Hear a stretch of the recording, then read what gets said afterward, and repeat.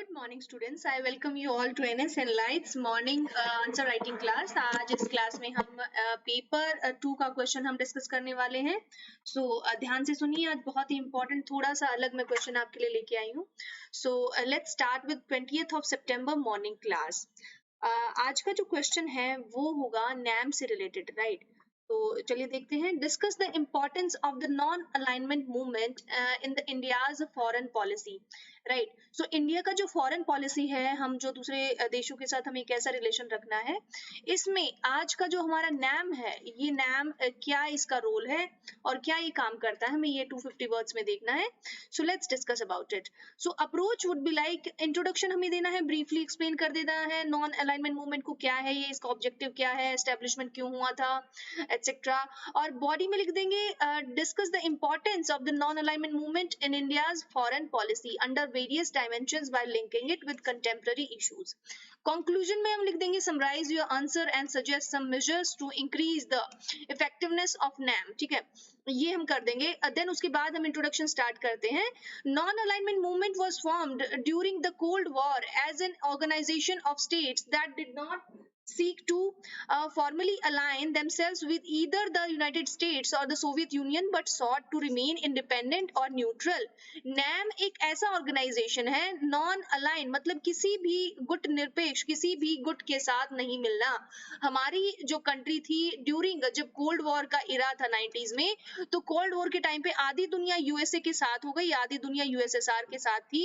कुछ को लग रहा था कि कैपिटलिज्म सही है, कुछ को लग रहा था सोशलिज्म सही है, ठीक है? सो हमारी जो कंट्री थी उस टाइम, जो नई नई जिसको बोलते हैं नई नई उसको आजादी मिली थी, तो वो किसी भी एक गुट में उसको जुड़ना, उसको उसी गुलामी की याद दिलाएगा, अगर हम बोलें कि जो उन्होंने हमने बहुत ही सालों तक भुगता है। तो हमारे उस टाइम के जो फ्यूचरिस्टिक जो प्रधानमंत्री थे, सबसे पहले प्रधानमंत्री जवाहरलाल नेहरू जी, उन्होंने ये सोचा कि हम अपनी देश को किसी भी गुट के साथ नहीं मिलाएंगे, हम अलग से एक अपना ऑर्गेनाइजेशन बनाएंगे। तो तब नैम का ऑर्गेनाइजेशन फॉर्म हुआ था और India played an instrumental role in establishment of NAM. और नैम को शुरू करने में भी इंडिया का बहुत बड़ा हाथ था। 1961 की बात है। बॉडी में हम लिख देंगे for India NAM is an important platform that is in closely with the needs and principles of its foreign policy. Foreign policy की जो जरूरतें हैं उसमें बहुत ही इंपॉर्टेंट रोल है इसका।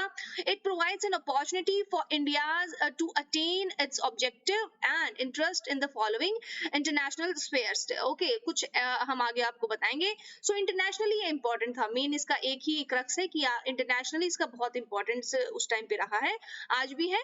बैलेंसिंग इसने क्या किया, balancing the cold war between the US and China, right? So हमारा जो यूएसए का जो सिचुएशन था वो बहुत उस टाइम पे पावरफुल हुआ करता था। सो जो बैलेंस करने का इसने कोशिश किया, क्योंकि एक कंट्री जो बोल रही मैं किसी का साथ नहीं दूंगी, तो दुनिया की फिर नजरें भी गई कि ऐसा क्या है जो आप किसी का सपोर्ट नहीं कर रहे हैं। So the competition between the USA and China is gradually acquiring the characteristics of cold war, trade war, Indo Pacific narrative etcetera. So धीरे धीरे ये जो आपका जो कोल्ड वॉर था ये चेंज होके ये क्या बनने लगा, ये ट्रेड वॉर बनने लगा, ठीक है? सो इंडिया ने बस मतलब किसी का पार्ट, किसी का साथ नहीं दिया, उससे अलग रहा, और ये जो कोल्ड वॉर था ये बदल के ट्रेड वॉर में बदल गया। So India can leverage NAM in preventing the polarisation of world again, ठीक है? सो नैम का जो पार्ट था वो जो पोलराइजेशन कर रहा था वर्ल्ड का, एक पोलार जो डिफरेंस होते हैं, मतलब आप नॉर्थ पोल हम साउथ पोल, मतलब एकदम पोल सपाट जिसको बोलेंगे, जिसमें कभी कोई जिनका जो एक दूसरे से इतना अलग है जिनका कभी कोई मिलन हो ही नहीं सकता, राइट? सो इसी तरह नैम को समझा जाता रहा है कि एक यूएसएसआर एक यूएसए, दोनों दुनिया के दो हिस्से हो गए हैं। So strengthening of multipolar world order, जितने भी मल्टीपोलर है, अलग अलग तरीके की जो विचारधाराएं हैं, उसमें आपका जो वर्ल्ड है वो बट गया है। Multipolar world order is in concurrence with the Indian foreign policy, this NAM can help in the formation of a multipolar world with the India becoming a major pole, ठीक है? सो इंडिया भी अब इस पोल का part बन गया और अलग से उन्होंने अपना अलग पोल बनाया, क्योंकि वो किसी दोनों पोल में से किसी का पार्ट नहीं बन रहा था। Countering new colonialism by China, China's investment in Africa and Asia through its Belt Belt and Road Initiative आपका is criticised for being a new colonialism in nature की एक तो कॉलोनिज्म था जो खत्म हुआ, जो यूके ने किया था एक टाइम पे, ठीक है। 80% of the world's total area ये उसमें आता था, और उसके बाद किसने किया? चाइना ने। आप आज देखिए चाइना लगभग पूरे वर्ल्ड में लैंड को है कैप्चर करने की कोशिश कर रहा है, दूसरी गवर्नमेंट्स को अपने जो कर्ज में दबा रहा है कि वो उनका जो पार्ट है वो फिर उसकी जो चाइना का पार्ट वहां पे बन जाए और चाइना का पावर अल्टीमेटली बढ़ जाए। तो चाइना आज यही कर रहा है, एक तरह से इसको हम नियो कॉलोनिज्म बोलेंगे, ठीक है। So during the cold war the NAM NAM played an instrumental role in the decolonisation project. Similarly, in present time, NAM can help India in establishing the ethos of collective action. मतलब दो लोगों को साथ लेके चलना, सबके equal, सबके भले के लिए सोचना। तो ये NAM का मेन क्रक्स था, मेन इसका जो ऑब्जेक्टिव था कि हम सबके अच्छे के लिए हम काम करेंगे, किसी भी पोलार वर्ल्ड हम नहीं बनाएंगे, किसी भी एक सेक्शन में देश दुनिया को नहीं बांटेंगे। सो NAM का यही काम रहा है। ग्लोबल साउथ कॉर्पोरेशन, अब ये क्या है? इसमें India is widely perceived a leader as a leader of the developing world. Developing जो कंट्रीज हैं उसमें इंडिया बहुत इंपॉर्टेंट एक कंट्रीज बन के सामने आती है। Thus, India's engagement with NAM will further help in the rise of the India's stature as the voice of the developing world और global साउथ, ठीक है। सो हमारा साउथ एशिया का जो पार्ट है उसको स्ट्रांगली किसी ने अगर रिप्रेजेंट किया तो वो इंडिया ही था, और वो किससे हेल्प हुआ? वो NAM से हुआ। In times of increasing protectionism NAM can provide a platform for south south corporation.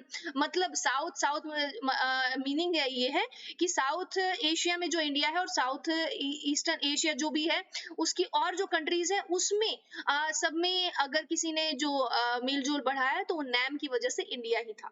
Support for India's candidature in UNSC among 120 members of the NAM and most of them are also the members of the UN General Assembly। जैसे India का candidature UNSC में क्या है कि 120 ये members हैं, NAM के member बन गए हैं, और UN जो सिक्योरिटी काउंसिल उसकी बात कर रहे हैं, और ये जो है UN जनरल असेंबली में इंडिया का सपोर्ट कर रहे हैं।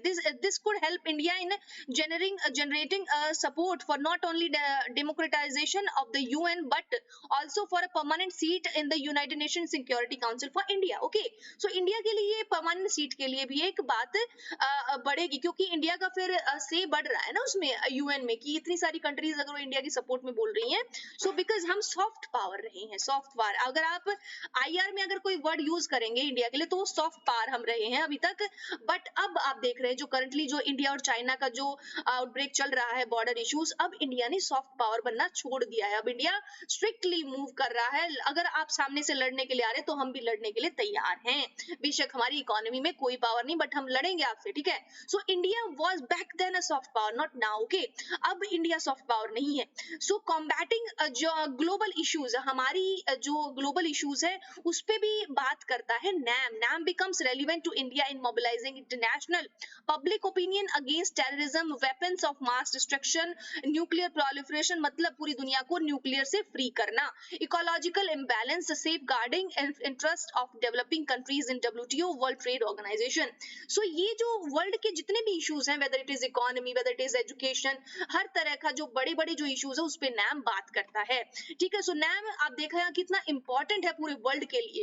एक दुनिया जब दो हिस्सों में बट गई थी तब एक NAM इकलौता आया जिसने बोला कि मैं अकेले खड़े रहूंगा और मैं सबके लिए बात करूंगा, किसी एक के लिए बात नहीं करूंगा, right. So this is conclusion would be like, given the relevance of NAM in present times, it remains a critical diplomatic forum for the pursuit of India's foreign policy interest, right। so हमारा जो NAM है ना जी, NAM ने क्या किया है पूरे foreign policy interest में डिप्लोमेटिक जो हमारी जो से होनी चाहिए उसका बहुत साथ दिया है। therefore India must refrain from treating NAM as a ritual to be performed every 3 years, start engaging with NAM constructively। मतलब हमारा NAM के साथ हमें और ज्यादा स्ट्रांगली आगे आने की जरूरत है। In this context, COVID-19 pandemic has provided an opportunity for India to lay the foundation of NAM 2.0।